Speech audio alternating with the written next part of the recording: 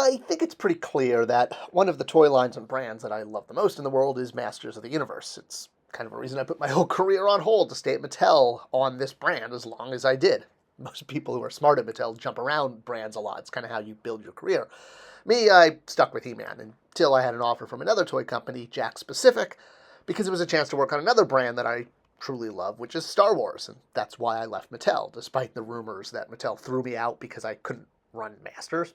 Who knows? It was a huge success. No, I left to run Star Wars at Jakks, which left the new team with plans that I left in place for a 2015 line, but they basically brought in Kim there in the purple in the middle, and Mark, who was a director over all boys. So that meant characters like Evil Seed that I had plotted out for the line was up to the new team to actually deliver. I wasn't there for full development. I was basically just there putting his name on a piece of paper that said, we want to make an Evil Seed action figure.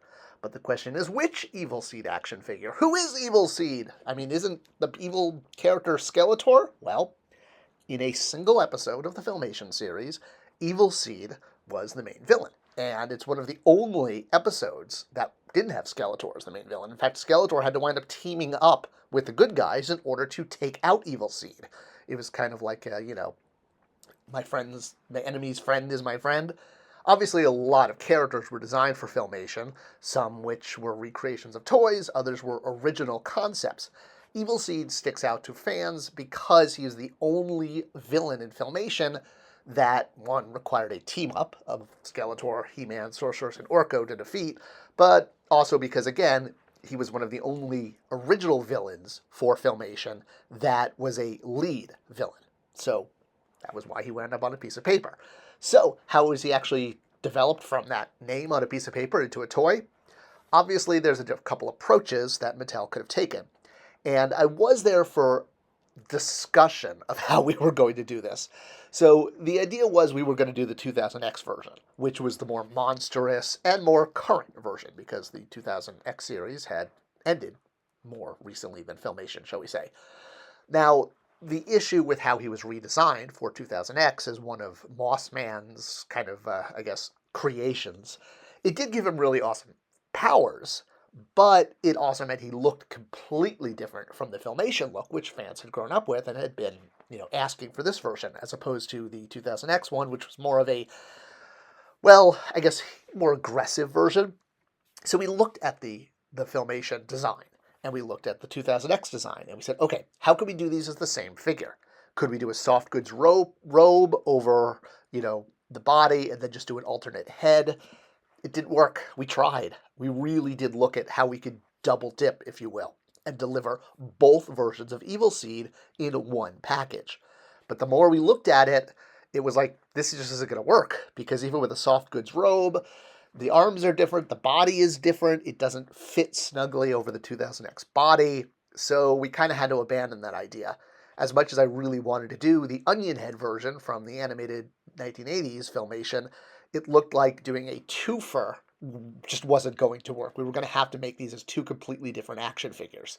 So the focus was on the 2000X version, and the Filmation one got shuffled off into the Grayskull line, which was the animated line, which was always the plan.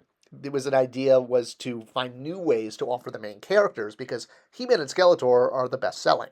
So if you can offer them in an animated style, well, hey, that's another way of getting your A-list characters out there for people to engage with the brand. That's how you get new customers, even with an online brand. So, yes, the animated look for Evil Seed was put into the Club Grayskull line. Originally, the club-only figure was actually going to be Cringer. We were going to fully tool a medium-sized lion, which we would then also be able to use for Catra's ride and, or Catra's transformation form and other things. But I think with the all the work that had gone into trying to find a way to do the onion head version and the 2000X version, well, like I've said in a lot of videos, toy makers don't want to waste work, and when work is done for development, usually you see it showing up in some way or another, which is why all the work that went into the onion head version wound up shipping as a separate figure versus the 2000X one that came out as part of the 2000X subscription and the overall Classics line. So that's how you wound up with 2 Evil Seeds, because so much work was going into Evil Seed at the time to do both versions that it was like, let's just do 2 figures. So I did get to write the bio. That was kind of the last thing I did for this character, but all of the development and picking out the accessories, all of that was the new team. So I don't want to take credit for that, but I also want to at least be able to talk about this figure because he's one of the cooler villains, and he's one of the more badass ones, since in the 80s it took the combined power of heroes and villains to take him out. I really do love the little twisted arm branch with a kind of face that they gave it, kind of a very Audrey 2 look. I'm a big fan of Little Shop of Horrors. So yeah, while we may not have been able to do a twofer, we got out the 2000X version, and the new team was able to get the Filmation one delivered in a way that worked for most fans. It was a subscription-only figure, but hey, for those who got the subscription, you could have double Evil Seed. So more plant power for you and less pizza power for the turtles. But hey, green action figures are green action figures, and that's a cool thing.